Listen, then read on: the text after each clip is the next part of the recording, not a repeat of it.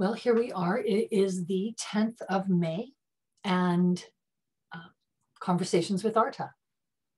Arta, what do you want to talk about today? Today I want to talk about my great-grandmother, Amanda Penrod. I want to talk about her because my dad used to tell stories about her. I could never find these stories written down. I didn't have the understanding about what stories passed by oral tradition meant, though I was deep in the heart of what was happening. So Doral had stories to tell. He was passing them on, but I was afraid I would forget them. So in a women's studies class, we had a chance to write about women, and Kathleen Martindale also told us we should try to use the personal voice, which isn't a voice that I had a lot of confidence in. Given those two things, and given that I knew very little about Amanda Penrod, and in fact couldn't find anything in any books about her, really, nothing that she had written at least. So I began to tease out an essay, which I'm hoping some of you will want to read. So back to the essay.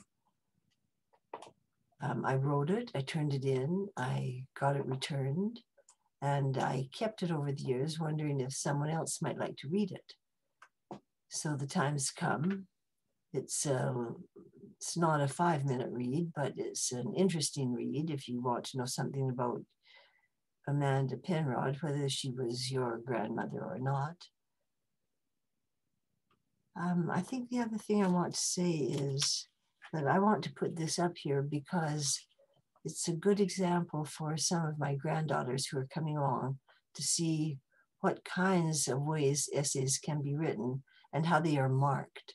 So I'm more interested in the check marks along the side, how you can see the professor reading along, check, check, check, check.